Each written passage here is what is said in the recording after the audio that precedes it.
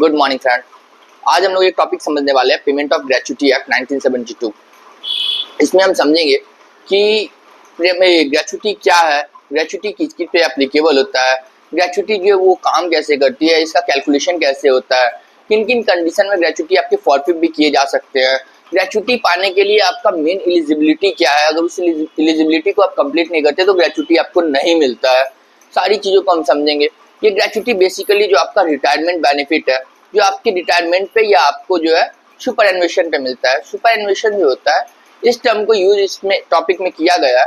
इसका मतलब होता है ऐसी कोई भी ऑर्गेनाइजेशन जो आपको एक कॉन्ट्रैक्ट पे हायर करे और जहाँ पे ये नहीं हो कि आप इस एज के बाद रिटायर होंगे, आप इतना काम करेंगे तो रिटायर होंगे। यहाँ पे बोला जाता है कि एक बाउंडेशन हमने पहले ही बना लिया, एक बॉन्ड है हमारे पास, इस बॉन्ड के अकॉर्डिंग आप हमारे 4 साल हमारे यहाँ पे काम करेंगे, चाहे उस समय में आपकी रिटायरमेंट की एज हो, आपकी रिटायरमेंट की एज ना हो, आप हमारे जॉब से जो है वो हमारी जो कॉन्ट्रैक्ट है बेसिकली वो जो है खत्म हो जाएगी, आप काम छोड़ देंगे। तो ऐसे कंडीशन को हम बोलते हैं सुपर एन्वेशन। तो सारी चीजें हम यहाँ पे समझेंगे। यहाँ पे हम सबसे पहले समझेंगे कि ग्रेच्युटी जो है वो बनाया क्यों गया था, इसका पर्पस क्या था। क्योंकि जो हमारे लॉ बनते हैं ना, हर एक लॉ के कुछ ना कुछ रीजन होते हैं। ऐसा नहीं है कि हमारी कमीशन बैठती है और बोलती है कि ऐसा है कि अभी हमें मन नहीं लग रहा, चलो एक लॉ क्रिएट करते हैं। लॉ क्रिएट करने से पहले हमें उसके पीछे का रीजन तो पता होना चाहिए ना कि क्यों बना रहे हैं। कोई भी बिल पास होता है तो क्यों पास होता है, तो उसके कुछ ना कुछ रीजन होते हैं। तो इसी तरह से कुछ रीजन को ऐसा देखा गया जिस रीजन को फुलफिल करने के लिए बनाया गया पेमेंट ऑफ ग्रेच्युटी एक्ट। और ग्रेच्युटी एक्ट या कोई भी एक्ट के लास्ट में जो ईयर होता है, उस ईयर से हमें ये पता चलता है कि जो एक्ट है इस ईयर में पारित की गई थी, इसी ईयर में ये जो एक्ट है वो पास हुआ था। जैसे कि एनआई एक्ट 1961 है, फिर आपका पेमेंट ऑफ वेजेस एक्ट 1936 है, या आप कई सारे एक्ट आप देख लो, मैटरनिटी एक्ट हो गया, जो भी एक्ट है, सभी एक्ट के लास्ट में आपको मिलेगा उस एक्ट के साथ एक ईयर, जो ईयर यहाँ पे बताता है कि ये एक्ट जो है इस ईयर में पास हुआ था। तो पेमेंट ऑफ ग्रेच्युटी एक्ट 1972 में पास किया गया था। बट इसके जो स्टोरी है, एक हम हाइपोथेटिकल स्टोरी क्रिएट करते हैं जिससे हमें प्रॉपर तरीके से समझ में आ जाए कि ग्रेच्युटी आया क्यों था। तो एक एग्जांपल लेते हैं कि कोई ओल्ड एज आदमी है, किसी भी ऑर्गेनाइजेशन में काम कर रहा था, उसकी 60 ईयर हो चुकी है, अब उसके बॉडी में वो पावर नहीं रह जाता है कि वो ऑर्गेनाइजेशन में ना एक अच्छा प्रोडक्टिव होकर वो काम कर सके। तो ऑर्गेनाइजेशन के लिए वो फिर लॉस होने लगता है और ऑर्गेनाइजेशन बोलता है कि सर आज तक आपने बहुत अच्छा काम किया हमारे साथ, मुझे बहुत खुशी हुई आपके साथ काम करके, बट अब आपकी बॉडी के अकॉर्डिंग, आपके हेल्थ के अकॉर्डिंग हम आपको जो है अपने साथ नहीं रख सकते हैं, आप हमारे साथ जो है अब वो कंटिन्यू नहीं कर पाएंगे। और सॉरी बोलते हुए एक रिटायरमेंट दे देता है। ठीक है, इस रिटायरमेंट के बाद अब तक जो वो ऑर्गेनाइजेशन के अंदर में कमाया था, जरूरी नहीं है कि वो इंसान सेव किया हो, और अब आगे की जो सर्वाइवल है वो कैसे करेगा। ऐसे प्रॉब्लम को सॉल्व करने के लिए सबसे पहली बार जो हमारे यहाँ पे ऑप्शन लाया गया, जब हमारे एम्प्लॉय गए एम्प्लॉयर के पास और कंट्रोलिंग अथॉरिटी के पास, सारे टर्म्स को हम आगे समझेंगे। कंट्रोलिंग अथॉरिटी क्या है, एम्प्लॉयर क्या है, एम्प्लॉय क्या है, सुपर एन्वेशन क्या है, रिटायरमेंट क्या है, सभी चीजों को हम आगे समझेंगे। कोई भी एक्ट जो होता है उसके सेक्शन 2 में हमेशा डेफिनेशन होता है सारे एक्ट के बारे में। अगर किसी और एक्ट से यहाँ पे कोई वर्ड यूज किया गया है तो सारे एक्ट से वहां पे रिलेट करके आपको बताया जाता है कि इस एक्ट के अकॉर्डिंग ये डेफिनेशन इसका है। वहां पे जितने भी आपके टर्म्स यूज होंगे सारे डेफिनेशन होंगे। तो यहाँ भी हम समझेंगे सारे डेफिनेशन को सेक्शन 2 पे जब हम पहुंचेंगे। अभी हम यहाँ पे बस इतना समझते हैं कि ग्रेच्युटी जो है हमारा वो कैसे बनाया गया था। तो यहाँ पे जो बताया गया कि एक एम्प्लॉय हमारे जो है वो गए पहले एम्प्लॉयर के पास कि सर ऐसा है, आप मुझे जॉब से तो निकाल रहे हो, बट अब मेरी घर कैसे चलेगी, क्योंकि आप बोल रहे हो मैं प्रोडक्टिव नहीं हूँ। ठीक है, मैंने अपना 30 साल आपको दे दिया, अब मैं कहीं और जाऊंगा तो क्या मुझे कोई काम मिलेगा। एम्प्लॉयर सोचा नहीं, अब काम तो नहीं मिलेगा, फिर मैं क्या करूँ आप ही बताइए। तो एम्प्लॉयर बोला मैं इसमें क्या कर सकता हूँ, आप जब तक काम किए, मैंने आपको पैसा दिया है, मैं आपको कोई फ्री में काम नहीं कर पाया हूँ, तो अब आप जानिए अपने फ्यूचर के बारे में। तो फिर ये गई हमारे जो एम्प्लॉय है वो चले गए कंट्रोलिंग अथॉरिटी के पास, उनको वो जाकर बोले सर ऐसा है कि मैंने अपने लाइफ का जो मेजोरिटी टाइम है, जिस टाइम पे मैं कुछ कर सकता था, वो इस एम्प्लॉयर के साथ दे दिया। अब मेरी फैमिली को मैं कैसे सर्वाइव करवाऊँ, क्योंकि मेरे पास पैसे नहीं है, मेरे पास मैंने जितना कमाया उतना मैंने खर्च कर दिया, मेरे एक्सपेंस भी उतने ही थे। तो फिर एम्प्लॉयर से जाकर अथॉरिटी पूछती है, कंट्रोलिंग अथॉरिटी, सर ऐसा है कि इस जगह पे आप क्या बोलते हैं, आप क्या करना चाहिए हमें। कंट्रोलिंग अथॉरिटी एम्प्लॉयर बोलता है सर आप बताइए क्या बोलना चाहिए। और फिर इन तीनों की एक मीटिंग हुई। तीनों जब सारी डिस्कशन हो गई उसके बाद एक सिंपल कंक्लूजन पे पहुंचे कि ठीक है, ऐसा है कि एक हम फंड तैयार करते हैं जिसका नाम हम रखेंगे पीएफ। पीएफ फंड के अंदर जो एम्प्लॉय है उसकी सैलरी की कुछ पार्ट को कंट्रीब्यूट किया जाएगा और जो एम्प्लॉयर है उसमें और उतना ही फंड या कुछ फंड जो है उसमें डालेंगे और ये पैसा जो है आपके मतलब कंटिन्यूअस बे पे चलता रहेगा। ये मंथली आपका पे होता रहेगा और जब आप रिटायर करते हैं तो आपको ये कॉर्पस जो है दे दिया जाएगा, जिससे कि आपकी सर्वाइवल थोड़ी सी तो इजी हो जाएगी। एम्प्लॉय मान गए और एम्प्लॉयर भी मान गए, चलो ठीक है, मेरे लिए कोई बड़ा ये चैलेंज नहीं है, मैं दे दूंगा। ये सारी बातें होने के बाद जो एम्प्लॉय बहुत खुश हुए क्योंकि एक स्टेप मिल गया नेक्स्ट स्टेप की। आज तक मेरे पास 1 रुपया भी नहीं थे।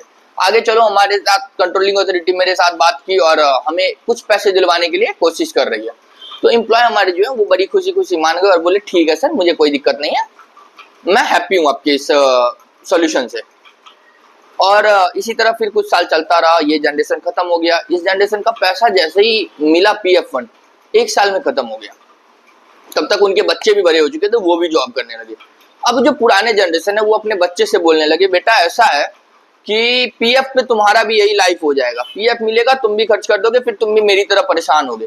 तुम फिर से जाओ अपने कंट्रोलिंग अथॉरिटी और एम्प्लॉयर के पास और उन्हें जाकर बोलो कि सर ऐसा है कि आपको जो पीएफ देते हो इससे मेरा फ्यूचर नहीं चलने वाला, आप कुछ और सोचो। तो एम्प्लॉयर बोलता है ठीक है, ऐसा है कि आप मुझे अभी पीएफ में इतना कंट्रीब्यूट कर रहे हो, आपका अमाउंट मैं बढ़ा देता हूँ, आप थोड़ा और यहाँ पे कंट्रीब्यूट करो और मैं भी जो यहाँ पे आपको कुछ अमाउंट दे रहा हूँ उसमें आपका थोड़ा और ऐड कर देता हूँ। जितना हम बढ़ेंगे अगर इन्वेस्टमेंट में, जितना हम पैसा अभी आपसे ज्यादा लेंगे उसका आपका रिटर्न जो है वो ज्यादा मिलेगा, तो आपके कॉर्पस उस समय और ज्यादा हो जाएंगे। एम्प्लॉयर सीधा बोलता है अब मैं 1 रुपए का भी डिडक्शन नहीं करवाऊंगा क्योंकि ऑलरेडी मैं डिडक्शन करवा रहा हूँ। मेरी अगर और डिडक्शन होती है तो मेरा जो अभी का सर्वाइवल है वो बहुत ज्यादा मुश्किल में आ जाएगा। मैं फैमिली को कैसे सर्वाइव करवाऊंगा, अभी मैं कैसे अपने लाइफस्टाइल को जी पाऊंगा। तो एम्प्लॉयर बोलता है मैं इसमें क्या कर सकता हूँ, आप ही बताइए। फिर ये कंट्रोलिंग अथॉरिटी के पास जाते हैं, यहाँ पे फिर ये बातें करते हैं कि सर आप बताइए क्या करना चाहिए नहीं करना चाहिए। फिर एक मीटिंग चलती है, एक कमीशन बैठाया जाता है, इस पर चर्चा होती है और फिर जाकर लास्ट में एक डिसीजन लिया जाता है कि यहाँ पे आप अगर लॉयलिटी के साथ कोई भी एम्प्लॉय आपके पास मिनिमम 5 साल दे देता है तो आप मानेंगे कि अब इनकी जो लाइबिलिटी है वो आपके ऊपर आ चुकी है और लाइबिलिटी के साथ चलते हुए आप एक अप्रिसिएशन अमाउंट जो कि आप अप्रिशिएट करते हुए बिना किसी काम के यहाँ पे पैरामीटर को चेक किए हुए, बिना किसी इनके बिहेवियर को चेक किए हुए, एक कंडीशन है बिहेवियर का उसके बारे में बाद में बात करेंगे, बिना किसी भी एक पैरामीटर के अकॉर्डिंग आप कोई भी ऐसा नहीं है यहाँ पे आप कोई कंडीशन लगाएंगे, किसी भी चीजों को नहीं चेक करेंगे, सिर्फ और सिर्फ चेक करेंगे कि एलिजिबल होना चाहिए ग्रेचुटी के लिए और आप अपने एम्प्लॉय को एक ग्रेचुटी अमाउंट इजिली पे करेंगे और ये ग्रेचुटी अमाउंट आप 30 डेज के अंदर अंदर, जिस दिन भी आपका ऑर्गेनाइजेशन से वो जो है टर्मिनेट किया गया एम्प्लॉय, उसके 30 डेज के अंदर अंदर आप उस एम्प्लॉय को दे देंगे। एम्प्लॉयर बोला ठीक है भैया, तो माई बाप हो, आप जो बोलोगे वो मुझे करना है। कोई भी अगर अथॉरिटी बोल देता है तो उसके बाद तो ऑर्गेनाइजेशन के पास कोई भी ऐसा बचता नहीं है ऑप्शन, वो बोलता है ठीक है मैं रेडी हूँ, मेरे पास इतने पैसे हैं, मैं ग्रेचुटी दे लूंगा। तो इसी वक्त ग्रेचुटी एक्ट को बना दिया गया कि वो भी मान गए और जो हमारे एम्प्लॉय वो तो खुशी खुशी मान गए क्योंकि अब यहाँ पे इनके सैलरी से कोई रिडक्शन नहीं हो रहा है, इनके जॉब का कोई प्रोफाइल नहीं चेक किया जा रहा है, इनकी कोई पैरामीटर नहीं चेक की जा रही है। तो ये खुश हो गए कि भाई अब मैं जो अगर 5 साल किसी ऑर्गेनाइजेशन को दे देता हूँ तो मुझे इतने कॉर्पस जो है वो मिल जाएंगे। इससे ये होता है कि यहाँ पे जो एट्रिशन रेट है ये भी थोड़ा कम जाएगा। इंसान सोचेगा चलो मेरे पास एक अच्छे कॉर्पस आने वाले तो मैं जॉब को बहुत जल्दी स्विच ना करूँ। खैर ये अलग की बात है, इसको हम यहाँ पे अभी ऐड नहीं करते।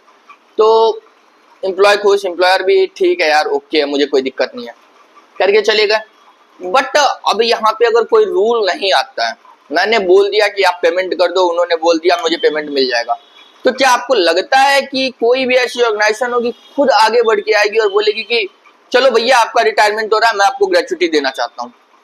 है कुछ ऑर्गेनाइजेशन, इस एक्ट में भी यहाँ पे लिखा हुआ है इसके लिए एग्जाम्प्ट है, बट जो मेजोरिटी होगी वो ऐसा नहीं करेगी, कुछ ना कुछ इसका तोड़ निकाल लेगी। तो इस तोड़ से बचने के लिए यहाँ पे एक्ट लाया गया जो रिटर्न में हर एक चीजों को यहाँ पे डिस्क्राइब किया गया है, प्रॉपर तरीके से लिखा गया है कि अगर आप पेमेंट जो है वो कर देते हैं तो क्या है, नहीं करते हैं तो क्या है, आपको करना है इसके लिए आप लायबल है, कैसे कैलकुलेट करना है, क्या अगर आपको कैलकुलेशन का फॉर्मूला हम नहीं बताएंगे तो आप अपने अकॉर्डिंग कैलकुलेट करके कुछ भी अमाउंट दे दोगे। तो यहाँ पे लॉ में बता दिया गया कि आपको इस तरीके से कैलकुलेट करना है। अगर आप इस टाइप की ऑर्गेनाइजेशन है, आप किसी और टाइप की ऑर्गेनाइजेशन है, तो आपको ऐसे करके कैलकुलेट करना। सारी चीजें लॉ में प्रॉपर तरीके से रिटर्न में है और इसीलिए ये एक तरह से एक्ट बना हुआ है। और अब हम यहाँ पे आगे एक्ट में जो है, इसमें टोटल जो है 15 सेक्शन है। हम सेक्शन वाइज समझेंगे कि कौन से सेक्शन में क्या बताया गया है। किसी भी सेक्शन को हम यहाँ पे अलग से वेटेज नहीं देंगे, सीक्वेंस में हम 15 सेक्शन को समझेंगे और सारे सेक्शन के अकॉर्डिंग यहाँ पे हम जो यहाँ पे एक्ट में फिल्टर है कि किस तरीके से हम फिल्टर लगा के एक्ट को प्रॉपर तरीके से समझ सकें, सारी बातें हम करेंगे। अभी हमें मुझे लगता है कि एक तरह से अम्ब्रेला व्यू हमें मिल चुका है कि ग्रेचुटी क्या होता है, ग्रेचुटी कैसे मिलता है। अभी हम यहाँ पे एक छोटा सा और बात समझ लेते हैं कि जो ग्रेचुटी है वो पहले जो थी वो शॉप पे, ऑयल फील्ड पे, रेलवेज कंपनी पे या फिर माइंस पे, प्लांटेशन पे, फैक्ट्री पे, एस्टेब्लिशमेंट पे, इन सभी चीजों पे एप्लीकेबल थी। बट 2010 के बाद ये जो है टीचर को भी इसमें ऐड कर लिया गया है और अब ग्रेचुटी जो है वो टीचर को भी मिलता है। एक और बात कि अब हम टीचर को सोचते हुए गवर्नमेंट ऑर्गेनाइजेशन हमारे माइंड में आ जाए, तो मैं यहाँ पे पहले ही क्लियर कर देता हूँ कि जो भी गवर्नमेंट ऑर्गेनाइजेशन है, वैसे सेक्शन 5 में ये चीज मैं दोबारा से भी क्लियर करूंगा, बट अभी के लिए मैं एक छोटा सा एक ओवरव्यू दे देता हूँ कि जितनी भी ऑर्गेनाइजेशन है, अगर वो कोई अलग से बेस्ट फंड यूज कर रही है ग्रेचुटी के अलावा, तभी वो एग्जाम्प्टेड है, वो ग्रेचुटी नहीं देगी तो कोई बात नहीं है। इवन क्यों देगी ग्रेचुटी? क्योंकि मैं ग्रेचुटी से ज्यादा कर रहा हूँ अपने एम्प्लॉय के लिए। अदरवाइज अगर कोई गवर्नमेंट ऑर्गेनाइजेशन है तो वो ग्रेचुटी नहीं देती है, वो ग्रेचुटी की जगह अपने लॉ के अकॉर्डिंग, जो भी उनके रिस्पेक्टिव लॉ है उसके अकॉर्डिंग जो अपने एम्प्लॉय को है वो अपने उनके रिटायरमेंट बेनिफिट के लिए देती हैं, तो वहां पे एग्जेम्प्टेड है, उन्हें ग्रेचुटी देने की कोई जरूरत नहीं है। अब हम शुरू करेंगे सीक्वेंस में, वन बाय वन जितने भी हमारे सेक्शन है और सारे सेक्शन को हम समझेंगे, उसमें क्या क्या दिया गया है उन चीजों पे हम बातें करेंगे। अब हम सबसे पहले समझते हैं section 1। Payment of gratuity act में सेक्शन फर्स्ट हो या फिर किसी और एक्ट में सेक्शन फर्स्ट हो, सेक्शन 1 में सिंपल सी बातें हर एक्ट में सेम होगा।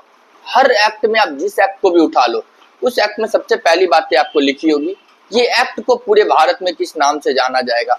बेसिकली जो एक्ट का नामकरण है वो इस एक्ट में लिखा होता है, मतलब सेक्शन में लिखा होता है। तो इस एक्ट के बारे में लिखा हुआ है कि जो ये एक्ट है ये आपका पूरे भारत में जाना जाएगा पेमेंट ऑफ ग्रेचुटी एक्ट 1972 के नाम से, और इस एक्ट का जो एप्लीकेबल है वो पूरे इंडिया पे होगा, including Jammu and Kashmir.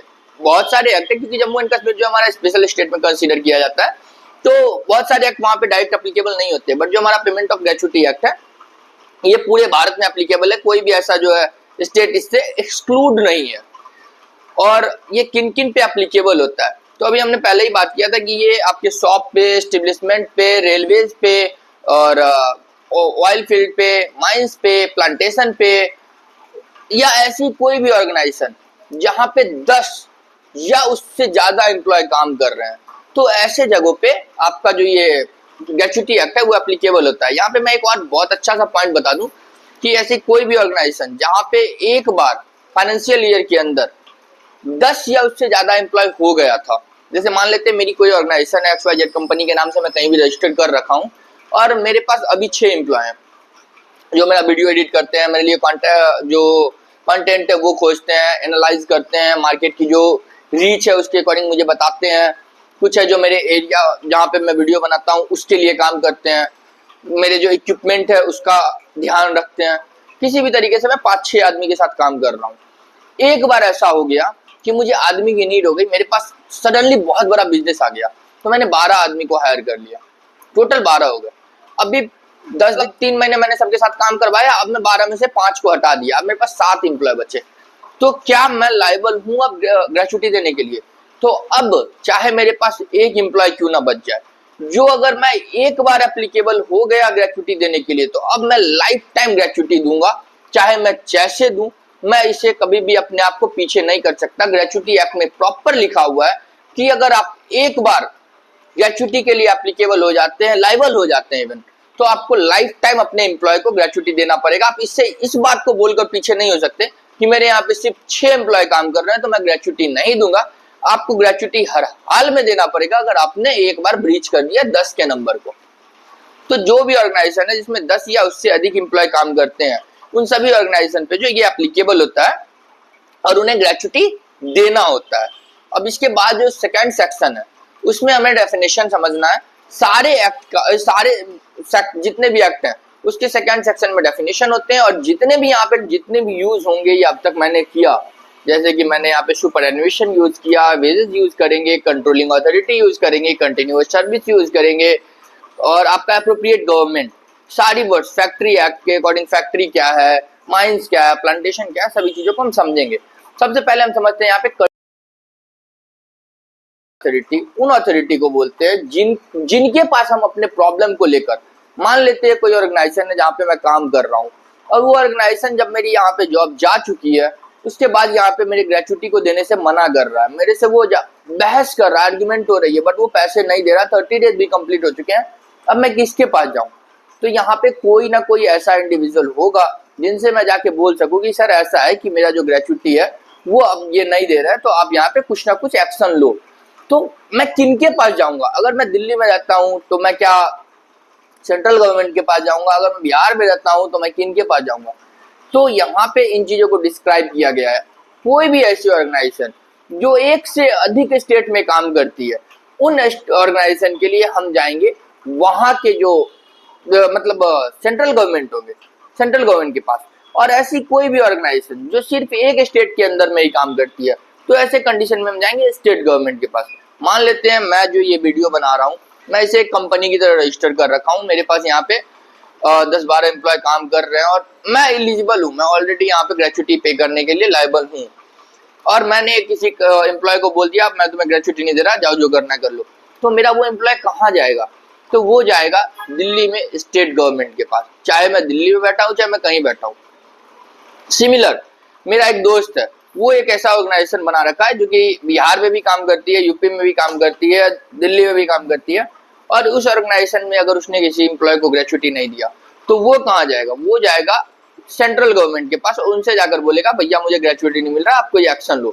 Government का मतलब ये नहीं है कि सीधा मोदी जी के पास पहुंच जाएगा, सीधा यहाँ पे रेखा जी के पास पहुंच जाएगा।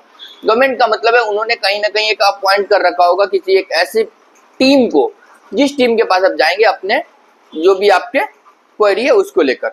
और ये टीम के बारे में भी हम आगे समझेंगे, कैसे क्या पॉइंट है, क्या होता है, कौन सी टीम बैठती है, हम समझेंगे।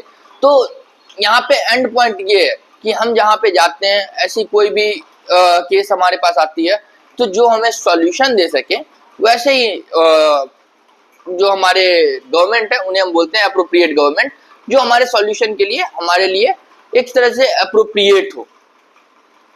सिंपल में हम यहाँ पे यही समझ सकते हैं। एंड इसके बाद हम समझेंगे यहाँ पे कंटिन्यूअस वर्क। तो इसके बाद हम समझते हैं यहाँ पे कंटिन्यूअस वर्क क्या होता है, कंटिन्यूअस सर्विस। कंटिन्यूअस सर्विस का मतलब है, हमने पहले ही बात किया, 5 ईयर हमें मिनिमम किसी भी ऑर्गेनाइजेशन के अंदर देना है ग्रेचुटी को पाने के लिए। अगर हमने 5 ईयर कंप्लीट नहीं किया, 4 ईयर अगर कंप्लीट किया है, पहले अगर हम यहाँ पे 4 ईयर 6 मंथ 1 डे काम कर लेते हैं तो वो 5 ईयर कंसिडर किया जाएगा और हमें यहाँ पे ग्रेचुटी मिलेगा। बट जब अमेंडमेंट आया उसके बाद अगर आपके साल के अंदर 6 वर्किंग डेज का कंपनी है तो साल के अंदर 240 दिन, अगर आपका यहाँ पे 5 वर्किंग डेज का कंपनी है तो एक साल के अंदर आपका 190 दिन, अगर आपकी यहाँ पे सीजनल कंपनी है तो 75 डेज, 75% आपके जितने भी टोटल अटेंडेंस है उसका 75% आपकी अटेंडेंस होनी जरूरी है, तभी आप ग्रेचुटी के लिए यहाँ पे एलिजिबल हो पाएंगे। ये चीजें यहाँ पे अमेंडमेंट के बाद जब कंफर्मेशन हो गया तो ये 6 मंथ 1 डेज वाला जो हमारे इसमें दिया गया एक्ट में वो अब यूज में नहीं रह गया। बट ठीक है, हमने यहाँ पे दिया गया, हम इसे याद रखेंगे, ऐसा नहीं है कि हम इस पे ध्यान ही नहीं देंगे।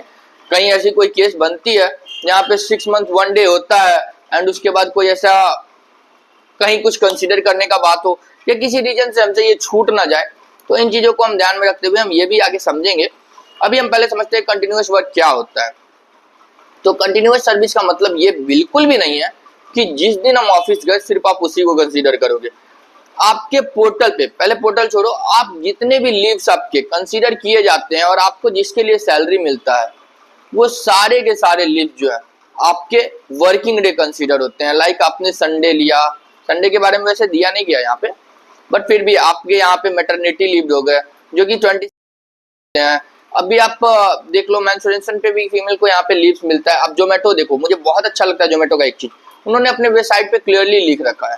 तो इस लीव पे भी आपको जो है कंसीडर किया जाता है कि आपकी जो वर्किंग डे है, आप उस टाइम पे काम पे थी, आप वर्किंग थी। एंड आप पैटर्निटी लीव ले लो, पैटर्निटी लीव भी अब बहुत सारी ऑर्गेनाइजेशन अपने रिस्पेक्टिव रूल के अकॉर्डिंग देती हैं, तो वो कंसीडर किया जाएगा। या फिर आपके सिक लीव हो गए, कैजुअल लीव हो गए, और भी आपके लीव जो भी होते हैं जिसके लिए आपको सैलरी मिलती है, वो सारे के सारे लीव जो है आपके अटेंडेंस में कंसीडर किए जाएंगे और आपका जो है उसका वेटेज मिलेगा। और वो टोटल करने के बाद आपके एक फाइनेंशियल ईयर के अंदर आपके 240 डेज होने चाहिए। और अगर आपकी ऑर्गेनाइजेशन जो 5 वर्किंग डेज है तो 190 डेज अगर आप कंटिन्यू वर्क किए हैं तो आपका जो है एलिजिबिलिटी बनता है, आप यहाँ पे ग्रेचुटी के लिए एलिजिबल हो। अब यहाँ पे हम समझते हैं कि कौन से ऑर्गेनाइजेशन में कैसे कंसीडर किया जाता है कि आप एलिजिबल हो या नहीं हो। तो यहाँ पे हम सबसे पहले लेकर चलते हैं, हम यहाँ पे समझ चुके हैं ऑलरेडी कि किस किस कंडीशन में आपको लीव मिलता है तो आप कंसीडर किए जाते हो कि आप वहां पे वर्किंग थे। अभी ले ऑफ ले लो, स्ट्राइक ले लो, आप इस टाइम पे ऑर्गेनाइजेशन में तो गए हो ना, तो आपको पेमेंट तो मिलेगा ना। तो जब आपको पेमेंट मिल रहा है, सैलरी मिल रहा है, तो आप वहां पे कंसीडर किए जा रहे हो कि आप यहाँ पे आए थे, आप ऑर्गेनाइजेशन में उस दिन आप वर्किंग थे। इसे समझने के लिए हम एक और तरीका यूज कर लेते हैं। आपका जितना जो भी ऑर्गेनाइजेशन है, उस ऑर्गेनाइजेशन का एक पोर्टल होता है अटेंडेंस शो करने के लिए। उस पोर्टल के अंदर जो लीव्स आपको दिख रहा है कि मैं ले सकता हूँ, इस लीव के अकॉर्डिंग मुझे पैसा मिलेगा, वो सारे के सारे लीव्स जो है आपके कंसीडर किए जाते हैं कंटिन्यूअस वर्किंग डेज के अंदर। इसमें आपके LWP नहीं है, लीव विदाउट पे, ठीक है। एंड जिस वर्किंग डेज का आपको पैसा नहीं मिलता, जैसे आपने LWP ले लिया, तो वो आपके एक्सक्लूड कर दिए जाते हैं, वो आपके माइनस कर दिए जाते हैं, इस दिन आप काम पे नहीं आए थे, ठीक है। तो टोटल जो आपके वर्किंग डे होने चाहिए वो मिनिमम 240 डेज होने चाहिए। अब हम यहाँ पे समझते हैं किस तरीके की ऑर्गेनाइजेशन को कैसे समझा जाता है। तो जो सबसे पहला ऑर्गेनाइजेशन है वो 6 वर्किंग डेज का है। एक वर्किंग डे तो ऑफ, मतलब एक डे तो ऑफ जो है वो सबका है, चाहे वो आप पेमेंट ऑफ वेजेज एक्ट के अकॉर्डिंग ले लो तो आप संडे छुट्टी दो, या संडे के 3 दिन पहले या 3 दिन बाद आपको छुट्टी तो देना पड़ेगा, और ये आपके पेमेंट ऑफ वेजेज एक्ट में भी लिखा हुआ है। और एक लीव जो है इससे आप कभी भी मना नहीं कर सकते हो। अब म्यूचुअल अंडरस्टैंडिंग है कि आप 2 लीव्स एक साथ ले लो, संडे के बाद ना लो, वो आपकी अंडरस्टैंडिंग पे है। लॉ तो कहती है कि भैया या तो आप संडे के 3 दिन पहले या संडे या 3 दिन बाद संडे के 2 लीव तो आपको देना। तो मैक्सिमम आपके कितने वर्किंग डेज होते हैं? 6 वर्किंग डेज। और उसके बाद 5 वर्किंग डेज का भी हमारे यहाँ पे कल्चर है। तो अगर कोई भी ऑर्गेनाइजेशन है जहाँ पे आपके 6 वर्किंग डेज का कल्चर है, तो यहाँ पे आपका 240 दिन इंक्लूडिंग आपको जो भी लीव्स की मैंने बात की, चाहे वो सिक लीव हो, कैजुअल लीव हो, ले ऑफ हो, स्ट्राइक हो, जैसे भी मैटरनिटी लीव्स हो, जैसे भी आपने यहाँ पे लीव्स लिया हो, उनको जोड़कर एंड यहाँ पे आपने जितने दिन काम किया है उनको भी ऐड करना है। दोनों को ऐड करने के बाद जो आपके टोटल डेज होते हैं, अगर वो मीट कर जाता है आपके जो टारगेट डेज है 240 डेज या फिर आपका 190 डेज, तो यहाँ पे 1 ईयर की बात कर रहा हूँ, तो 240 डेज अगर मीट कर जाता है तो आप उस साल के लिए पूरे साल काम पे आए थे, ये कंसीडर किया जाएगा और आप यहाँ पे उस साल के लिए एलिजिबल हो गए। आप नेक्स्ट ईयर के लिए कंसीडर किए जाओगे कि आप कितना टाइम पे आते हो। एंड देन सेकेंड है हमारा 6 मंथ वर्किंग। बहुत सारी ऐसी ऑर्गेनाइजेशन है इंडिया में, अभी भी है, जो 6 मंथ के लिए काम करती है। जैसे कैंडल फैक्ट्री आप ले लो, वो साल में 6 महीने काम करती है, साल में 6 महीने काम नहीं करती है। दिवाली से 6 महीने पहले वो शुरू होती है और छठ के बाद बंद। अब उसके बाद उसका कोई काम नहीं रह जाता। बहुत कम फैक्ट्री है जो कि फैंसी कैंडल बनाती है तो वो काम करती है, बाकी ज्यादा इसका जो है काम नहीं चलता। वैसे ही मुझे लगता है कि गुलाल का फैक्ट्री आप ले लो, या फिर आप सीजनल में आप स्वेटर वगैरह है उसकी फैक्ट्री जो लगती है वो विंटर सीजन से कुछ टाइम पहले लगती है और विंटर सीजन खत्म होते होते फैक्ट्री भी खत्म। तो ये जो 6 महीने के लिए काम करती है जो भी ऑर्गेनाइजेशन, उस ऑर्गेनाइजेशन में आपको 190 डेज आना है, इंक्लूडिंग आपके जो भी लीव्स हमने पहले डिस्कस किया। और अगर कोई सीजनल कंपनी है, सीजनल ऑर्गेनाइजेशन है, जैसे कि आप देख लो पटाखे का टाइम आता है तो वो फटाखा जो 2 महीने 3 महीने की रेंज में हम बेचते हैं, या फिर हमारी तिलकुट आप जानते होंगे, ये जनवरी के टाइम में बिकता है। तो इसकी जो फैक्ट्री या फिर जो शॉप लगती है वो उसी टाइम पे दिसंबर अक्टूबर के अक्टूबर भी नहीं, नवंबर दिसंबर के बाद वो लगती है और जनवरी 25-30 के बाद वो हट जाती है वो कंपनी। वो एक सीजन के लिए आई और वो चली गई। तो ऐसे ऑर्गेनाइजेशन को हम जो है कंसीडर करते हैं सीजनल ऑर्गेनाइजेशन में।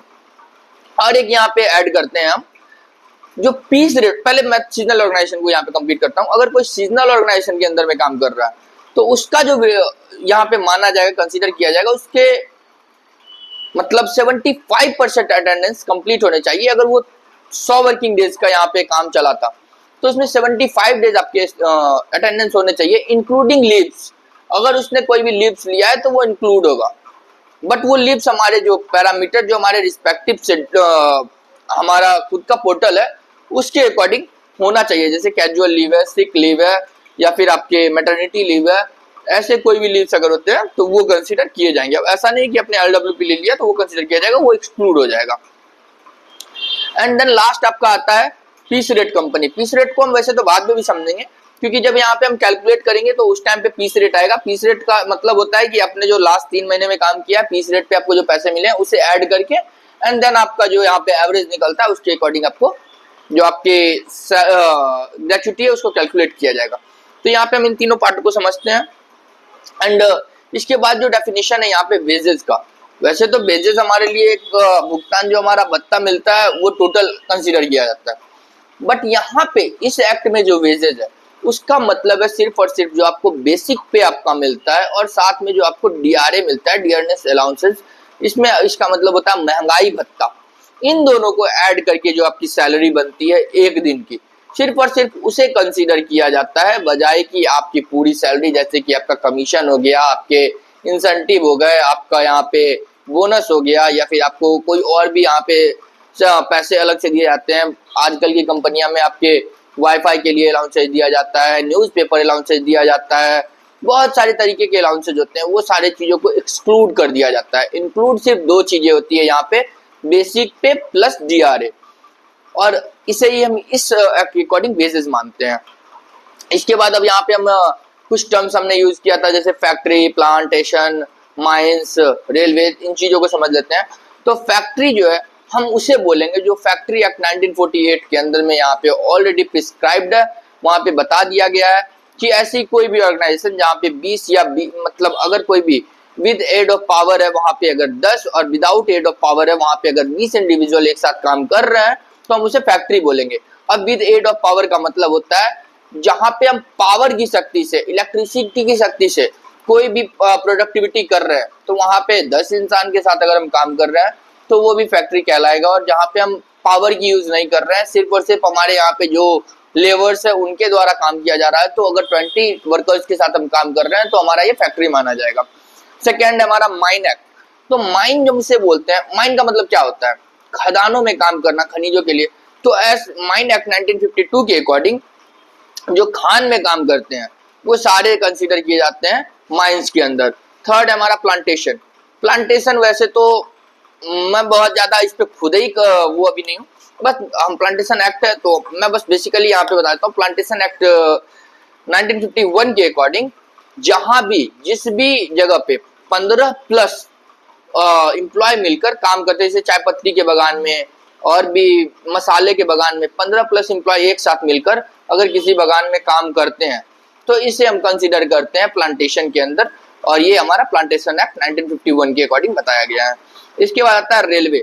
रेलवे एक्ट 1989 के अकॉर्डिंग जहां जहां रेलवे इन्वॉल्व है, अब ऐसा नहीं कि किसी और जगह पे इन्वेस्टमेंट है उसे नहीं कंसीडर करना, जहां जहां रेलवे इन्वॉल्व है, रेलवे का प्लेटफॉर्म ले लो, रेलवे की गाड़ी ले लो, रेलवे का कोई भी रेल फूड ले लो, जो रेलवे में रेल की तरफ से फूड दिया जाता है, रेल नीर ले लो जो रेलवे की तरफ से पानी आती है, रेलवे जहां जहां इन्वॉल्व है वो सारी की सारी रेलवे के अंदर कंसीडर किया जाता है रेलवे एक्ट के अकॉर्डिंग। ऐसा नहीं अब आप रेल नीर और रेल खाना की बातें करोगे तो इसके लिए उसके अलग से टीम बैठे होंगे, बट वो रेलवे के अंदर कंसीडर किया जाएगा। ऐसा नहीं है कि रेलवे से बोले कि मुझे इससे कोई मतलब नहीं है। अगर हमारी रेलवे से रिलेटेड कभी भी खाना से रिलेटेड कोई प्रॉब्लम होता है, क्या हम इसके लिए जब भी कंप्लेन करते हैं तो रेलवे में कॉल करते हैं? तो रेलवे उसके लिए क्यों आपसे बात करती है? इसका मतलब यही है ना कि अगर रेलवे में आपकी यहाँ पे बातें हो पा रही है, दैट मीन्स कि यहाँ पे रेलवे उसे अपने कैप्चर में रख रखा है, अपने अंडर रखा है। और अगर अपने अंडर रखा है तो दैट मीन्स सिंपल है कि यहाँ पे रेलवे एक्ट के अंदर वो रेगुलेट किया जा रहा है। ठीक है, इसके बाद आपका आ जाता है यहाँ पे पोर्ट। तो पोर्ट के अनुसार आप जितने भी एरिया में पोर्ट में काम कर रहे हैं, ऐसा नहीं कि आप किसी एक बंदरगाह पे काम कर रहे हो तो उस बंदरगाह पे जितने लोग खड़े हैं सिर्फ वही पोर्ट में आता है। अगर उसके अनुसार आप पोर्ट में कोई बीच में भी गया, बीच एरिया पे एकदम बिल्कुल पोर्ट के मिडिल एरिया में, और कोई नाविक कोई भी एरिया में वहां पे कोई आदमी का डेथ होता है तो वो पोर्ट के अंदर आएगा। पोर्ट के अकॉर्डिंग जितनी एरिया में पोर्ट का काम चल रहा है वो पूरा का पूरा पोर्ट एक्ट के अंदर प्रिस्क्राइब किया गया है। इसके बाद हमारा ऑयल फील्ड है। Oil field act regulation and development act 1948 के अकॉर्डिंग वो एरिया जहाँ पे कच्चे तेलों के रिलेटेड कच्चे तेलों का जो है उत्पाद किया जाता है, खोज किया जाता है, वो सारे के सारे जो है कंसीडर किए जाएंगे oil field act, oil field में। ओके, और इसके साथ साथ अब हमें यहाँ पे समझना है, और तो मुझे नहीं लगता कि कुछ भी बचा है सेक्शन 2 में। हाँ, कुछ चीजें हम यहाँ पे समझ लेते हैं। जैसे यहाँ पे मैंने सुपर एन्वेशन की बात की थी, शायद सुपर एन्वेशन मैंने पहले बता दिया, कोई नहीं मैं फिर से बताता हूँ। सुपर एन्वेशन का मतलब होता है कोई भी ऐसा कॉन्ट्रैक्ट यहाँ पे आपका पहले से डिटेल में बता दिया गया हो कि आप इतने टाइम के लिए ही मेरे साथ काम करेंगे, इतने टाइम का कॉन्ट्रैक्ट है। डजंट मैटर कि आपकी एज रिटायरमेंट की हो रही है, डजंट मैटर कि आप क्या बोलते हैं यहाँ से दूसरे जॉब को ज्वाइन कर पाते हैं या नहीं कर पाते हैं, आपकी जो यहाँ पे कॉन्ट्रैक्ट हुई है उसके अकॉर्डिंग आप इतना टाइम तक हमारे साथ काम करेंगे। यहाँ पे एक केस बनता है, अगर कोई भी ऑर्गेनाइजेशन है वो 3 साल के लिए आपके साथ कॉन्ट्रैक्ट बनाती है, उसके बाद आपको हटा देती है, कॉन्ट्रैक्ट आपका कंप्लीट हो जाता है, तो क्या आपको ग्रेच्युटी मिलेगा? बिल्कुल भी नहीं मिलेगा, क्योंकि यहाँ पे ऑलरेडी आपने जब ज्वाइन किया था आपको बता दिया गया था कि हमारा कॉन्ट्रैक्ट है 3 साल के लिए, और यहाँ पे ग्रेच्युटी बताता है कि 5 साल मिनिमम चाहिए ही चाहिए, तो नहीं मिलेगा। बट किसी रीजन से वो आपको 3 साल के बाद अगले 5 साल के लिए या 2 साल के लिए फिर से बोलती है कि आप रीअपॉइंट हो जाओ, तो अब क्या आपको ग्रेच्युटी मिलेगा? एग्जैक्टली मिलेगा, और किसी भी रीजन में आपको ये कंपनी नहीं बोल सकती कि आपने तो दोबारा ज्वाइन किया, पहला वाला कॉन्ट्रैक्ट तो हमारा खत्म हो गया, अब आपने दोबारा यहाँ पे फिर से कंटिन्यू किया तो अब मैं ग्रेच्युटी क्यों दूं? आपको ग्रेच्युटी देना पड़ेगा, क्योंकि आपने एक इंसान के साथ कंटिन्यू 5 ईयर वर्किंग कंटिन्यू काम किया है, उस इंसान ने आपको टोटल अपना 5 साल दिया है, तो आप ग्रेच्युटी के लिए लायबल हो, वो एलिजिबल है। ठीक है, तो ऐसे कंडीशन में आपको ग्रेच्युटी मिलता है। और उसके बाद रिटायरमेंट सुपर एन्वेशन को छोड़ के इस एक्ट के अंदर जितने भी तरीके से आपका टर्मिनेशन होता है सारा का सारा रिटायरमेंट कहलाता है। आप सॉरी, जो रिटायरमेंट है उसमें आप चाहे यहाँ पे एज के साथ साथ रिटायर हो रहे हैं या आप रिजाइन कर रहे हो 5 साल के बाद, रिजाइन भी यहाँ पे कंसीडर किया जाएगा कि आप रिटायर होके जा रहे हो। ऐसा नहीं कि आपका रेजिग्नेशन के तरीके से यहाँ पे कंसीडर किया जाएगा और आपके जो यहाँ पे कुछ अलग कैलकुलेशन किए जाएंगे। आप यहाँ पे कंपनी के लिए रिटायर हो रहे हो, आप कंपनी के लिए यहाँ पे अब प्रोडक्टिव नहीं रहे, आप चले, आप यहाँ पे मेरे लिए रिटायर हो गए, आप अपना पैसा लीजिए, आप यहाँ से जाइए। तो यहाँ पे रिजाइन नाम का कोई वर्ड यूज नहीं किया गया, यहाँ पे सब कुछ रिटायर है। सॉरी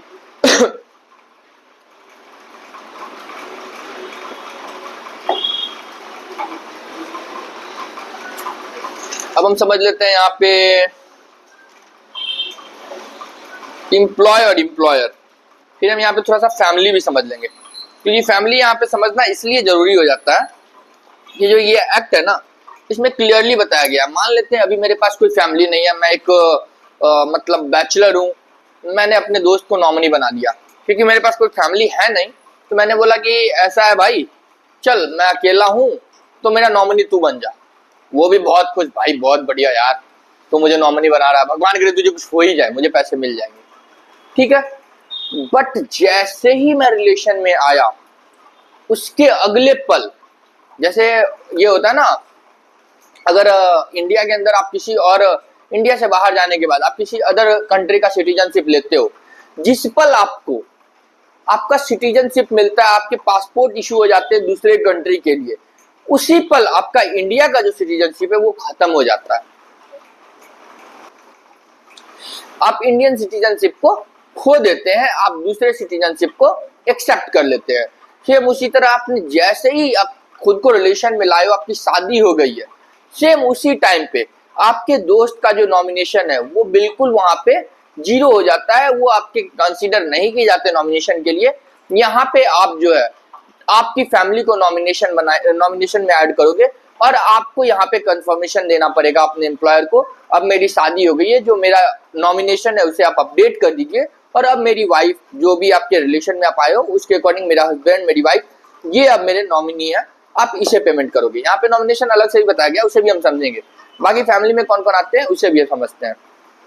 और अगर आप यहाँ पे अपडेट जो भी चीज करवाए हो, उसकी जो आप डॉक्यूमेंट दिए हो, वो मतलब लाइबिलिटी है आपके एम्प्लॉयर की कि वो एक सेफ जगह पे सेफ तरीके से अपने पास रखे। ऐसा नहीं कि आपने अपने दोस्त को जब नॉमिनी से हटाया तो उस पेज को फाड़ के फेंक दे, क्योंकि अब तो न्यू नॉमिनी अपडेट हो चुका है, तो पुराने का कोई जरूरत नहीं है, क्योंकि आप यहाँ पे न्यू नॉमिनी ऐड कर लिए हो। लेकिन अगर पुराने नॉमिनी, आपकी जब डेथ होती है आपके दोस्त को पता ही नहीं है कि आप नॉमिनी थे और कैसे अपडेट हो गया, वो अगर किसी तरीके से कोई एक्शन ले ले तो एम्प्लॉयर कैसे डॉक्यूमेंट से प्रूफ करेगी कि ये बात क्या है। तो एम्प्लॉयर को सारी डॉक्यूमेंटेशन जितनी बार भी आपकी नॉमिनी अपडेट हुई है उनको अपने साथ रखना होता है सेफ कस्टडी में, उसे वो डिस्ट्रॉय नहीं करते हैं, ठीक है। एंड अब हम समझते हैं फैमिली किसे कहते हैं।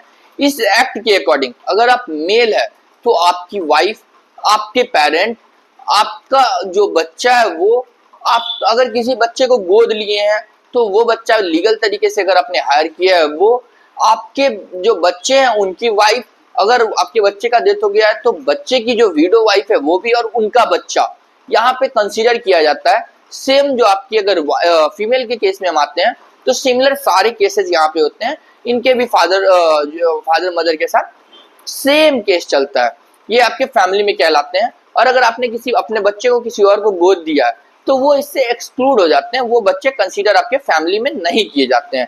दैट्स इट, फैमिली जो है वो इतना ही है, इसके अलावा फैमिली में हमें कुछ नहीं समझना। अब हम यहाँ पे एक चीज समझ लेते हैं, एम्प्लॉयर और एम्प्लॉय, पूरा खेल ही एम्प्लॉयर और एम्प्लॉय का है। अगर यहाँ पे एम्प्लॉय ना हो तो ग्रेच्युटी क्यों देना है, अगर एम्प्लॉयर ना हो तो ग्रेच्युटी किससे लोगे। और एक मैं अपनी तरफ से एक बात ऐड कर रहा हूँ, एम्प्लॉयर का मतलब अगर मेरे इमीडिएट मैनेजर होते तो मैं जब मुझे ग्रेच्युटी नहीं मिला मैं अपने इमीडिएट मैनेजर पे केस करूंगा, भाई वो भी एम्प्लॉय है, वो भी आपका एक एम्प्लॉय है, वो आपके पैसे को नहीं दे सकता, वो अपना घर बेच के आपको पैसा नहीं देगा। तो एम्प्लॉयर वो होता है जो आपको लीगल तरीके से नियुक्त करता है, हायर करता है अपने ऑर्गेनाइजेशन के अंदर काम करने के लिए, वो लायबल होता है आपके हर एक चीज के लिए। अगर आपने कोई गलती की है किसी ऑर्गेनाइजेशन के अंदर तो आप लायबल नहीं हो, आप अगर उसके ऊपर कोई एक्शन लिया जा रहा है तो आप उसका पेनल्टी नहीं भरोगे। आपकी जो ऑर्गेनाइजेशन का सीईओ है, जो आपका एमडी है, डायरेक्टर टीम है, जो इसकी लायबिलिटी ले रखी है वो इसके लिए लायबल है, आप इसके लिए लायबल नहीं हो। आप अगर कहीं भी मान लो किसी कंपनी में आप काम करते हो, आपके पास कोई कॉल आया और आपने उन्हें गाली दे दी, किसी भी तरीके का कोई एक्शन लिया गया, एंड पॉइंट पे आप पकड़े जाओगे, आपको जॉब से निकाल दिया जाएगा। बट जो पेमेंट होगी, जो उसका लीगल केस किया जाएगा, क्या वो केस आपके ऊपर होगा? वो इंसान आपको नहीं जानता है, वो इंसान आपके एम्प्लॉयर को जानता है, आपकी जो कंपनी है उनको जानता है। तो एम्प्लॉयर का मतलब होता है वो पॉइंट, वो इंसान, वो इंडिविजुअल जो आपको हायर करता है लीगल तरीके से, आपकी पूरी रिस्पॉन्सिबिलिटी लेता है और आपका जो यहाँ पे काम है उसको भी सुपरवाइज करता है। सुपरवाइज के लिए सुपरवाइजर रखा जाता है, बट लीगली जो उसके पूरे तरीके से रिस्पॉन्सिबल इंसान है वो आपका एम्प्लॉयर है। एम्प्लॉयर अलग अलग हो सकते हैं। लोकल अथॉरिटी में अगर हम आते हैं, यहाँ पे अगर हम स्यू की बातें करें, केसेस की बातें करें, तो अगर आप लोकल अथॉरिटी में आते हो, ऐसी कोई जैसे एमसीडी में आ जाओ, तो यहाँ पे एक तरीके से अपॉइंट किया जाता है उनके एमसीडी की तरफ से मिनिस्टर, या फिर उससे हम शायद बोलते हैं कलेक्टर एमसीडी के जो होते हैं उन्हें बताया जाता है। अगर आप किसी प्राइवेट सेक्टर में आ जाओ तो उनके जो एमडी होते हैं, जो एंड पॉइंट पे बैठे हुए होते हैं बिल्कुल कि हम कंपनी के ऑनर है, वो आपके होते हैं एम्प्लॉयर। अगर आप किसी गवर्नमेंट ऑर्गेनाइजेशन में आ जाओ तो गवर्नमेंट ऑर्गेनाइजेशन में उससे रिलेटेड, अब ऐसा नहीं है कि अगर कोई शिक्षा के विभाग में किसी तरीके का कोई प्रॉब्लम हुआ है तो आप सीधा मोदी जी के पास पहुंच जाओगे, मोदी जी आप गवर्नमेंट हो भाई, आपके पास हम पहुंचे, आप इसका सॉल्यूशन दो। उसके लिए हर एक सेक्टर के लिए एक प्रॉपर तरीके से मंत्री बनाया गया, जो अपॉइंटेड मिनिस्टर है, आप उनके पास जाएंगे, उनसे जाकर आप बोलेंगे कि यहाँ पे प्रॉब्लम हो रही है, इसका आप सॉल्यूशन दीजिए। जैसे कि यहाँ पे शिक्षा मिनिस्टर है, शिक्षा मंत्री, एंड देन आप चले जाओगे अगर आपको किसी भी तरीके का एनएस वगैरह से रिलेटेड है तो आपके परिवहन मिनिस्टर हैं, एंड आपके अगर यहाँ पे किसी भी तरीके का कोई भी इशू होता है आपके जीव जंतु से रिलेटेड, उसके अलग मिनिस्टर हैं। अगर आपको किसी भी तरीके का कोई भी इशू है तो सभी के लिए एक अलग तरीके से अपॉइंट किया गया मिनिस्टर। शिक्षा विभाग में शिक्षा मंत्री, रेल विभाग में रेल मंत्री, तो उनसे आप जाके कांटेक्ट करेंगे और वो आपके एम्प्लॉयर होंगे। उनसे आपकी डायरेक्ट जो है वो कम्युनिकेशन होगी, वो आपके लिए लायबल होंगे, ना कि आपकी डायरेक्ट गवर्नमेंट लायबल होगी और गवर्नमेंट आपको आंसर करेगी। हाँ, एंड पॉइंट पे गवर्नमेंट को आप बोल सकते हैं ये गवर्नमेंट कंपनी है, इनसे आपको सॉल्यूशन चाहिए, बट जो आपका मेन कम्युनिकेट करने के लिए जो इंडिविजुअल बैठा होगा, जो आपकी कंपनी बैठी होगी, वो उसका अपॉइंटेड पर्सन होगा, जो अपॉइंट किया गया है बेसिकली उसी चीजों के लिए। ठीक है, एम्प्लॉयर उसे बोलते हैं। एम्प्लॉय का क्या ही बताऊं मैं, जो कि एक स्किल्ड हो, नॉन स्किल्ड हो, मैनेजर हो, किसी भी पोजीशन पे काम कर रहा हो, वो सारा इंसान एम्प्लॉय कहलाता है। मैं क्या बताऊं, रिटायरमेंट बता चुका हूं, मुझे तो नहीं लग रहा कि अभी कुछ बच गया है। फिर भी अगर लगता है मुझे आगे की कुछ भी छूट गया होगा तो वो मैं बात करते करते, क्योंकि जब पूरी सेक्शन पे हम अभी सब एक एक करके सारे सेक्शन समझेंगे, अभी तो एक तरह से सेक्शन 2 तक डेफिनेशन ही है। मतलब अभी हमारा एक व्यू है, अम्ब्रेला व्यू, ओवरव्यू, तो यहाँ तक तो हमने यही समझा। अब जब हम सेक्शन पे जाएंगे, सारी चीज़ों पे डिस्कस करेंगे, तो हमें अगर लगता है कि कोई भी ऐसा डेफिनेशन छूट गया है तो सेम टाइम पे हम उस सेक्शन में जाएंगे और उस डेफिनेशन को प्रॉपर तरीके से वहीं पे समझ लेंगे।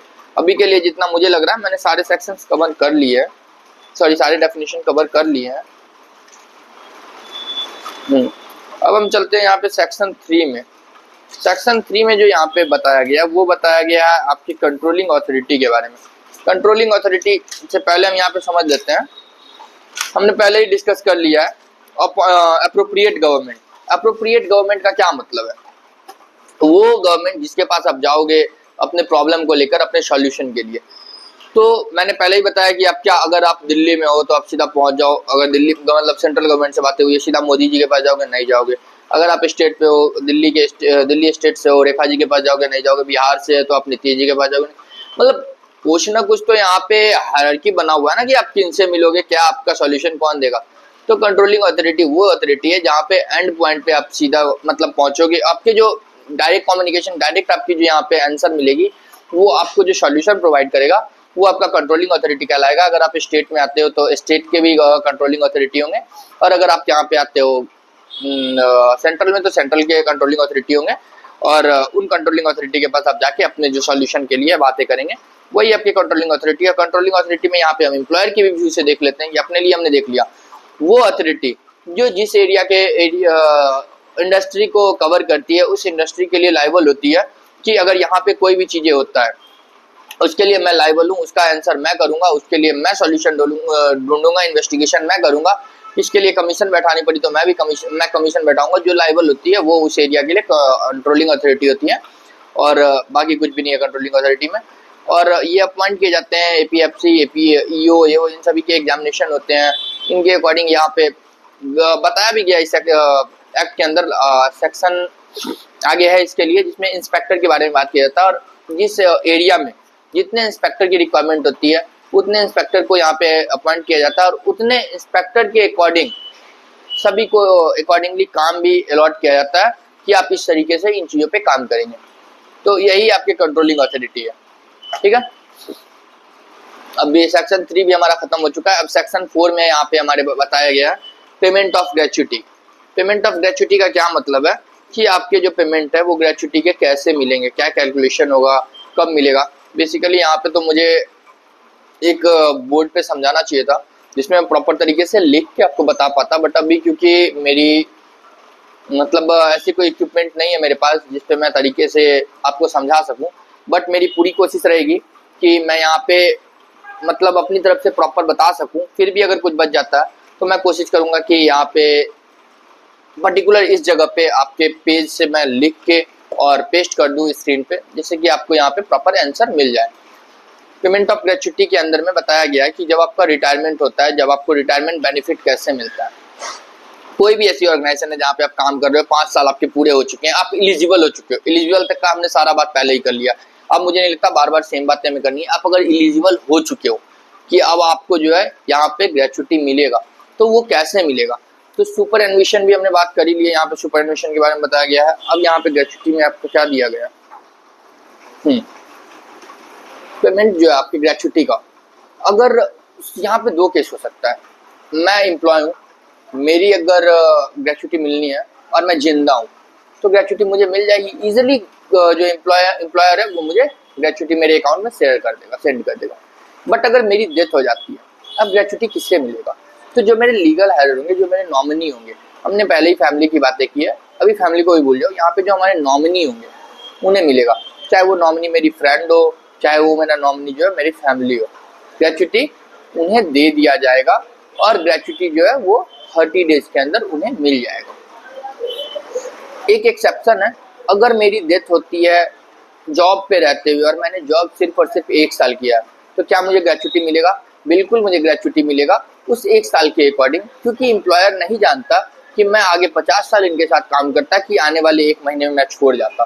तो मेरी डेथ हुई है, मेरा परमानेंट डिसेबिलिटी हुआ है, तो एम्प्लॉयर को इस जगह पे पेमेंट करना पड़ेगा। एक और बात, अगर परमानेंट डिसेबिलिटी होता है और मेरी यहाँ पे डिमोशन हो जाती है, प्रमोशन नहीं होती है, डिमोशन हो जाती है, मेरे जो सैलरी है उसमें डिडक्शन हो जाता है, मतलब सैलरी जो मेरी कम हो जाती है, तो और सारे रूल्स के अकॉर्डिंग आपका सैलरी बढ़ता है, तो जो लास्ट सैलरी आपकी होती है उसके अकॉर्डिंग आपका कैलकुलेट किया जाता है आपके जो ग्रेचुटी को।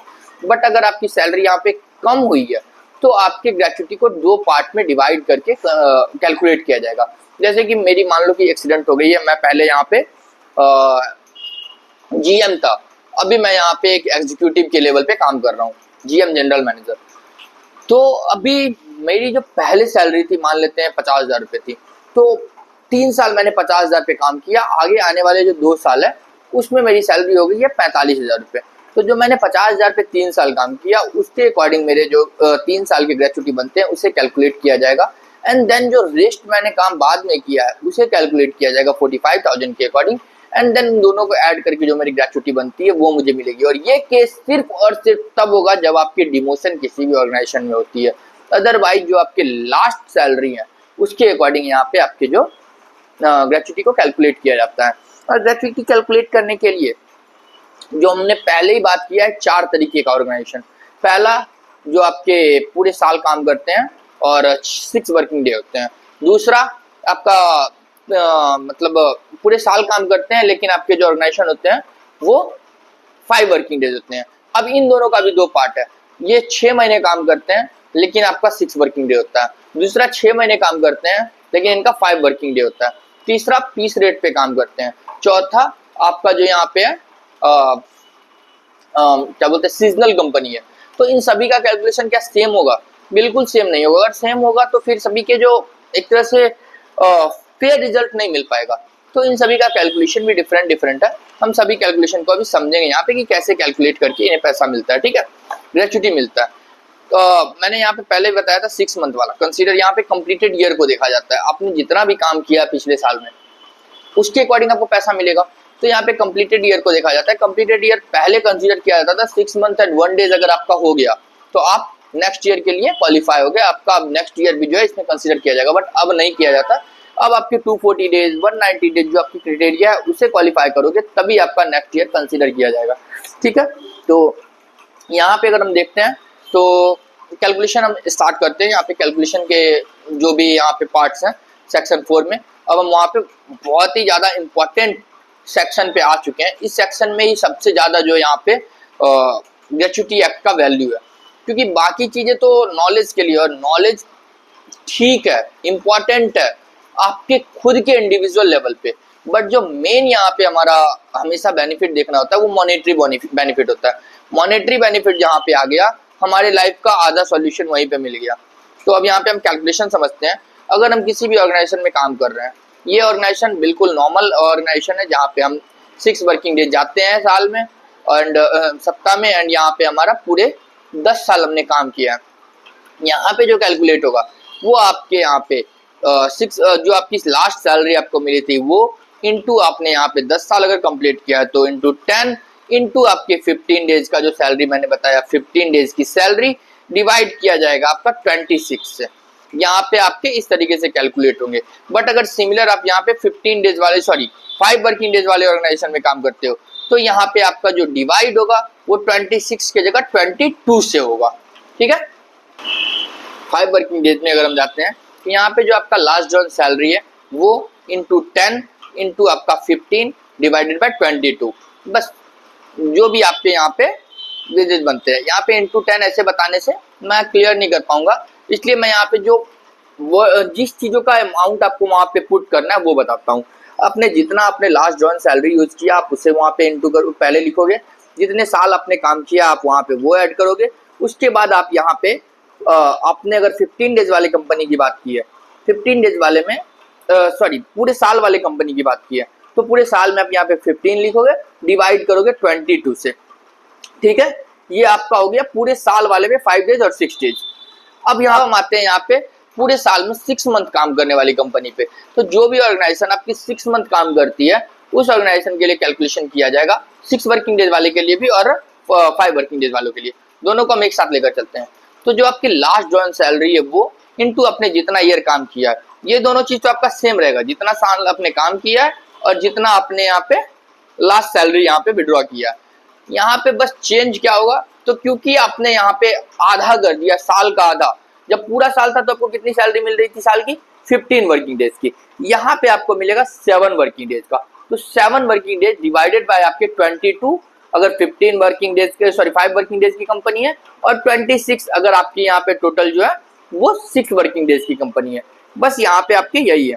एंड पीस रेट में, अब last join salary piece rate का हम कैसे कंसीडर करेंगे। हो सकता है कि इस महीने मैंने 1 लाख का सैलरी उठाया, पिछले महीने मेरी 30,000 रुपये की सैलरी आई थी, तो कंसीडर करना बहुत मुश्किल हो जाता है। तो ऐसे केसेस में आपकी जो सैलरी है उसका लास्ट 3 महीने का सैलरी उठाया जाता है। जैसे कि आपने एवरेज पिछले महीने में 20,000 उठाया, उसके बाद आपने 30,000 उठाया, उसके बाद आपने 50,000 उठाया, जो भी वट एवर आपने सैलरी इनकम अर्न की है, तीनों को ऐड करके डिवाइड कर लिया जाता है। एंड देन आपका जो यहाँ पे एवरेज सैलरी होता है, तीनों से 3 सैलरी के एवरेज को कैलकुलेट करने के बाद जो आपका लास्ट जॉइन सैलरी था उस जगह पे इस एवरेज को पुट किया जाता है। सेम आपके प्रोसीजर को फॉलो करके आपके जो ग्रेच्युटी को कैलकुलेट करके आपको दे दिया जाता है। ग्रेच्युटी का आपका सेक्शन 4 जो है ये बताता है। सेक्शन 4 में एक और चीज ऐड होता है, आपकी जो ग्रेच्युटी है उसे फॉरफिट किया जाता है, क्योंकि ये भी कैलकुलेशन का ही पार्ट है। तो अगर आपने ऐसी कोई भी हरकतें कर दी है अपने ऑर्गेनाइजेशन के अंदर, तो तरीके की आप हरकत करोगे, या तो आप कंपनी का कोई इक्विपमेंट खराब कर दोगे, या तो आप उनके रेपुटेशन पे या फिर वहाँ पे कुछ इन्वायरमेंट निगेटिव इन्वायरमेंट क्रिएट कर दोगे। दोनों केसेस में आपकी जो ग्रेच्युटी है इसे फॉरफिट किया जा सकता है। अगर आपने किसी भी ऑर्गेनाइजेशन के अंदर कोई ऐसा इक्विपमेंट है, कोई ऐसी मशीनरी है जिसे आपने खराब कर दिया और उस मशीनरी के कारण आपको जॉब से हटाया जा रहा है, बिना हटाए आपकी ग्रेच्युटी को फॉरफिट नहीं किया जा सकता है किसी भी कंडीशन में। ऐसा नहीं है कि आज मैंने आपको बोला कि जैसे मेरा नाम प्रीतम है, मैं किसी भी ऑर्गेनाइजेशन में काम कर रहा हूँ, मेरे से कोई गलती हो गई, ऑर्गेनाइजेशन बोला यार इग्नोर करो, कोई बात नहीं, गलती सबसे होती है। एंड जब मेरी ग्रेच्युटी की टाइम आई तो ऑर्गेनाइजेशन बोलता है देखो भाई तुम उस समय में एक गलती किए थे, हमने तुम्हें माफ कर दिया था, बट आज ग्रेच्युटी में उसको मैं कैलकुलेट करूंगा और उतने पैसे मैं डिडक्ट करूंगा। तो ऐसा कभी भी वो ऑर्गेनाइजेशन नहीं कर सकती है। उस ऑर्गेनाइजेशन को अगर किसी भी तरीके का मुझसे कोई गलती हुआ है तो सेम टाइम पे मुझे उस ऑर्गेनाइजेशन से हटाना पड़ेगा। अगर वो टर्मिनेट करती है इस रीजन की वजह से, तब मेरे जो है यहाँ पे ग्रेच्युटी को फॉरफिट करने का उसे अधिकार है। वो भी अगर यहाँ पे मैंने किसी मशीनरी को खराब किया है तो सिर्फ और सिर्फ उतने अमाउंट तक के मेरे जो है अमाउंट को फॉरफिट किया जाएगा जितने का मैंने मशीनरी खराब किया। सेकेंड केस हमारा ये बनता है कि मैंने यहाँ पे किसी भी तरीके का ऐसा हरकत कर दिया जो कि बिल्कुल भी अप्रोप्रिएट नहीं था। लाइक मैंने यहाँ पे किसी भी तरीके का मतलब ब्रीच कर दिया है पॉस एक्ट के रूल को, मैंने किसी के साथ छेड़खानी कर दी है, मैंने किसी भी कंपनी के अंदर में ऐसे एनवायरनमेंट क्रिएट कर दिया जिससे बहुत ही ज्यादा निगेटिविटी है, मैंने वहाँ पे दंगा करवा दिया, मैं बार बार स्ट्राइक करवा रहा हूँ जिससे कंपनी के अंदर में प्रॉब्लम फेस करनी पड़ रही है, मैं ऐसे कुछ मालवेयर यूज कर रहा हूँ जो उनके सॉफ्टवेयर के अंदर में जिससे उनकी कंपनी की डेटा ब्रीच हो रही है।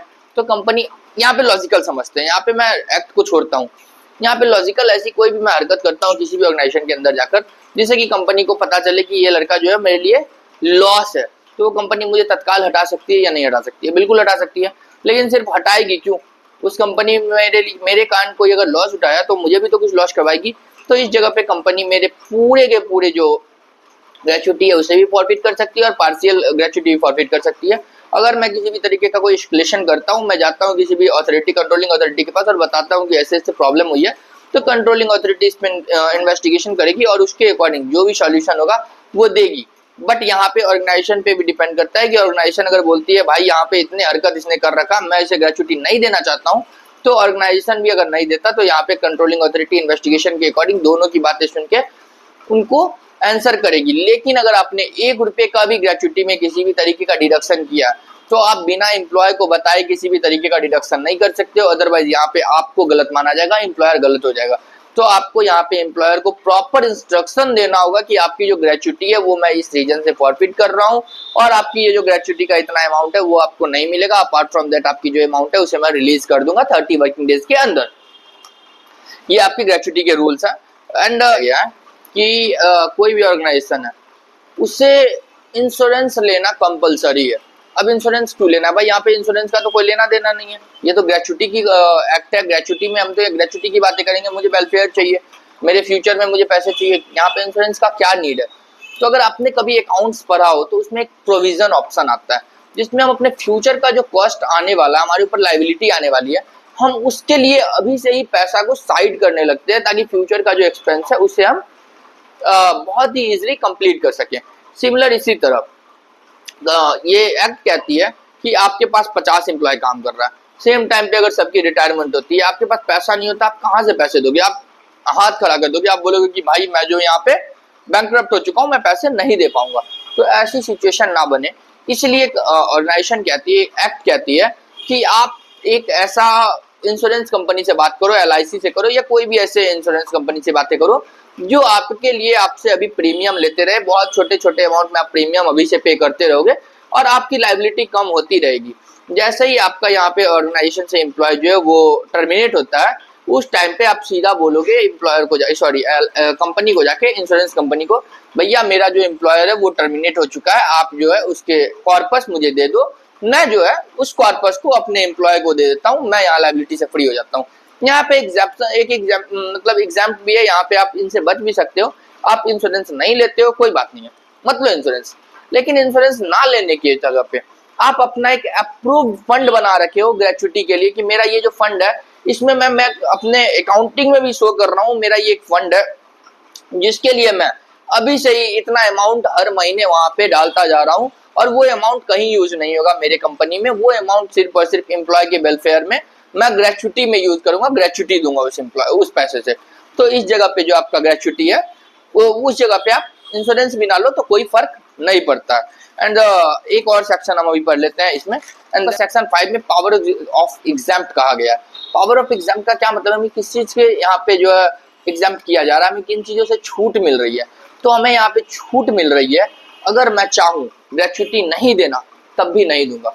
अब ये क्या बात हो गई, अभी तो मैं यहाँ तक बस यही बोलता आया हूँ कंटिन्यू, ग्रेचुटी देना पड़ेगा, देना है देना है देना है, अब मैं कैसे बोला ग्रेचुटी नहीं देना। तो मैं शुरुआत में एक बात किया था कि गवर्नमेंट ऑर्गेनाइजेशन आपको ग्रेचुटी नहीं देती है, वो अपने रिस्पेक्टिव लॉ के अकॉर्डिंग आपको ग्रेचुटी से बेटर कुछ देती है। इसी तरह अगर कोई प्राइवेट कंपनी भी है तो वो चाहती है कि मैं ग्रेचुटी ना दूं। अभी कुछ दिन पहले आपने एक न्यूज सुना होगा, चेन्नई में कोई कंपनी है वो बोली कि मैं अपने एम्प्लॉय को कार दे रही हूँ, बहुत सारे गिफ्ट दिया उन्होंने बोनस में, तो बोनस एक्ट है उसके अकॉर्डिंग हम नहीं गए, हमने उससे कुछ बेस्ट दे दिया, तो क्या कोई इस पे एलिगेशन हो सकता है? नहीं होगा भाई, आपने उससे बेस्ट किया है। मैं आपसे उम्मीद कर रहा था 50 रुपए की, आपने मुझे 100 रुपए दे दिया, मैं किस बात का यहाँ पे एलिगेशन लाऊंगा। तो इसी तरह अगर आपने यहाँ पे ग्रेचुटी के अलावा कोई भी ऐसा अपने यहाँ पे बेनिफिट्स एम्प्लॉय को दे दिया जो ग्रेचुटी से बेस्ट है, ग्रेचुटी से खराब नहीं होना चाहिए। अब आपने, मैंने बोला आपको 50 रुपए देने, आप 35 रुपए में सेटलमेंट कर रहे हो, मैं नहीं मानूंगा भाई, आपको 50 तो देने ही है। लेकिन आपने ग्रेचुटी से कोई बेस्ट ऑप्शन किसी भी एम्प्लॉय को प्रोवाइड कर दिया तो आप उस जगह पे एग्जाम्प्ट किए जाते हो, आपको ग्रेचुटी देने की कोई जरूरत नहीं है। यही यहाँ पे एप्लीकेबल, इसी सेक्शन के पावर से गवर्नमेंट एम्प्लॉय को ग्रेचुटी नहीं मिलता है, उन्हें मिलता है उनके रिस्पेक्टिव लॉ के अकॉर्डिंग उससे बेस्ट बेनिफिट, ठीक है। एंड अगर आप यहाँ पे कोई भी अल्टरनेटिव यूज कर रहे हो जो कि बेस्ट है तो इस सेक्शन के अकॉर्डिंग आपको ग्रेचुटी देने की जरूरत नहीं है। That's it. अभी इस वीडियो को हम यहीं पे कंप्लीट करते हैं। सेक्शन 5 तक हमने यहाँ पे समझा और मुझे लगता है कि यहाँ तक में किसी तरीके का कोई दिक्कत नहीं आया होगा। फिर भी अगर कोई दिक्कत होता है तो आप यहाँ पे कमेंट्स कर सकते हैं, मुझे बता सकते हैं। मैं इस एक्ट से रिलेटेड जितना भी क्वेरी होगा उसे मैं इंडिविजुअल छोटे छोटे शॉर्ट्स में हो या फिर मुझे अगर प्रॉपर वीडियो बनाना पड़ा मैं हर एक तरीके से कोशिश करूंगा कि आपके जितने भी डाउट्स हैं उसे क्लियर कर सकूं। Thank you.